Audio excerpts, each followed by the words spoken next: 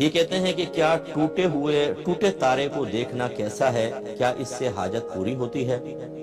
تو یہ وہی مطلب ہمارے گھروں میں معروف مقولے ہوتے ہیں کہ بھئی ستارہ ٹوٹ کے جا رہا ہو تو اس کو دیکھو، اس سے حاجت پوری ہو جاتی ہے۔ اس کا ہمارے مذہب سے کوئی تعلق نہیں ہے۔ تعلیم شرع اس کی تلقین نہیں کرتی ہے، نہ اس سے کوئی مطلب آپ غور کریں کہ تارہ ٹوٹا تو حاجت پوری ہو جائے گی۔ اس سے کیا ہوتا ہے؟ آپ نے تارہ توڑا ہے، یا کوئی حدیث میں لکھا ہو کہ تارے توڑ دو، اپنی نگاہوں سے نظر لگا دو ان کو، تارہ ٹوٹے گا تمہاری حاجت پوری ہو جائے گی۔ تو اس قسم کی جب کوئی چیزیں قرآن حدیث سے ثابت نہ ہوں تو خامخواہ بنا کر اور اپنے بچوں کے درمیان اس کو جاری کرنا، گھر والوں کے درمیان، اور یہ کہنا بھی سنا ہے، یہ سب سے بڑی خرابی ہے کہ آپ سنی سنائی بات کو جب گھر میں رائج کر دیتے ہیں، وہ ایک سوچ بن جاتی ہے، فکر بنتی ہے، نظریہ بنتا ہے، عقیدہ بن جاتا ہے، اور وہ بعض اوقات قرآن و حدیث کے خلاف ہوتا ہے۔ اس طرح ہمارے پورے گھر والے بدعتی ہو جاتے ہیں، اور بدعتی کی سزا بہت سخت ہے آخرت کے اندر۔ اس لیے کوشش یہ کیجئے کہ اس طرح کی بے سروپا باتوں پہ توجہ نہ کریں۔ ہاں، بہت سی چیزیں ہوتی بھی ہیں، یہ حدیثوں سے ثابت ہوتی ہیں، پہلے تصدیق کریں، اس کے بعد اس کو اپنے گھر میں عام کریں، ورنہ اجتناب کیا جائے۔ آپ کے گھروں میں جو نظریات اور معمولات ہیں، آپ غور کر کے دیکھیے، آپ ان کو ایک لسٹ بنائیں اور چیک کروائیں، آپ دیکھیں گے کہ اس میں اکثر چیزیں جو ہیں وہ خرافات شامل ہو گئی۔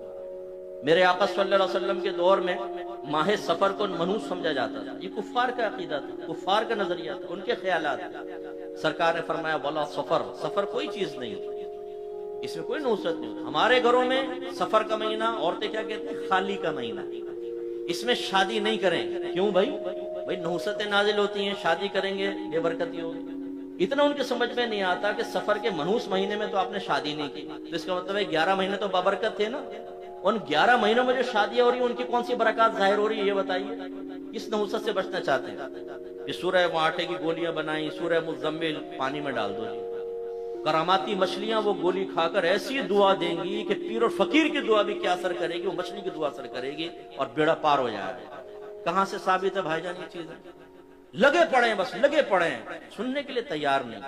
تو اس لیے خدارا اپنے عقیدے کو خالص کریں، اپنے معمولات کو خالص کریں، خراب قسم کے نظریات نکال دیں اپنے گھر سے۔ اور یہ کیسے ہوگا؟ جب آپ سیکھیں گے۔ ایک بھائی نے پوچھا کہ یہ کسی کے منہ پر تیزاب پھینک دینا اس کی کیا شرعی حیثیت ہے، اور اگر مجرم پکڑا جائے تو کیا بطور سزا اس کے منہ پر بھی تیزاب پھینکا جا سکتا ہے کہ نہیں؟ دیکھیں، نبی کریم صلی اللہ علیہ وسلم نے چہرے کا مصلح کرنے سے منع فرمایا۔ مصلح کا مطلب ہے چہرہ بگاڑ دینا، ناک کاٹ دینا، کان کاٹ دینا، آنکھیں نکال دینا، ہونٹ کاٹ دینا۔ یعنی یہ حالت، یہ جنگ کے اندر خاص طور پہ ایسا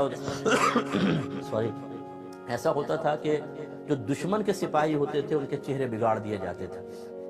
نبی کریم صلی اللہ علیہ وسلم نے مصلح کرنے سے منع فرمایا، یعنی دشمن کا مصلح کرنا، جو دشمن اسلام ہے، دشمن خدا، دشمن رسول، منع کر دیا۔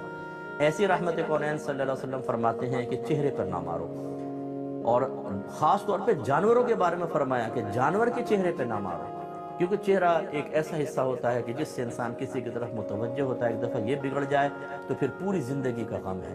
اس لیے یہ حرام اور سخت گناہ کبیرہ ہے جو ایسا کرتے ہیں۔ بروز قیامت بس یہ قبر میں موت بلکہ ان کی آ جائے، موت اتنی سخت ہوگی اور پھر قبر مسلسل عذاب، مسلسل عذاب، مسلسل عذاب، ایسا ہے۔ اچھا، اب یہ کہ کیا مجرم کے ساتھ ایسا کر سکتے ہیں؟ ایسا نہیں کر سکتے، کیونکہ میرے آقا صلی اللہ علیہ وسلم نے منع فرما دیا۔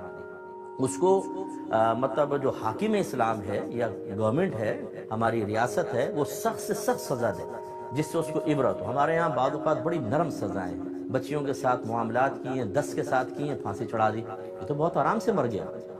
اس کو تو بہت سخت سزا دینی چاہیے تھی۔ میں یہ نہیں کہتا ہوں کہ آپ سر عام ہی دیں، لیکن اس کے لیے باقاعدہ قانون بننا چاہیے، اتنی اس کو لوگوں کو عبرت ہو کہ اگر یہ اس طرح کے کوئی معاملات کر کے جیل میں جائے گا تو یہ 50 اس کے لیے سزائیں ہیں، وہ سخت سے سخت سزائیں دیں، لیکن چہرہ نہیں بگاڑ سکتے، اس لیے اس کا چہرہ نہیں بگاڑیں گے۔ ہاں، اس کے لیے کوئی بہت ہی سخت سزا مقرر کی جائے گی کہ جو اس کو مسلسل احساس دلائے، وہ توبہ کرے اللہ کی بارگاہ میں کہ میں تو یہ مطلب عارضی دنیاوی جہنم میں ابھی سے آگے، آخرت میں تو جہنم میں جانا ہی جانا ہے، یہ تو زندگی میری تنگ ہو گئی، عبرت بن جائے۔ ہمارے یہاں کیا ہے، 5000 دے کے باہر، 2000 کی 10,000 کی بیل ہو گئی، جی ضمانت ہو گئی، 2 साल की कैद, इतने आसान आसान चीजें, किसी की बच्ची की पूरी जिंदगी बर्बाद हो गई, वो किसी के सामने नहीं आ सकती। जब आईने के सामने आए, एक नया दुख नया गम रहे, बच्चे बेचारे बादों डर जाते हैं, लोग ऐसा रवैया इख्तियार करते हैं कि जिससे इनके दिल के टुकड़े हो जाएं। वो 2 साल कैद भुगत के आराम से बाहर बैठे। मुझे नहीं पता है कि 2 साल की ही कैद है, वैसे भी एक बात अर्ज कर रहा हूँ कि मैंने सुना था, मैंने अभी मेरे जहन में नहीं है। तो वो अपने आराम से जिंदगी गुजारे, बच्ची तो निशान इबरत तो बनाना चाहिए, लेकिन चेहरे के ऊपर तेजाब, इस शरअ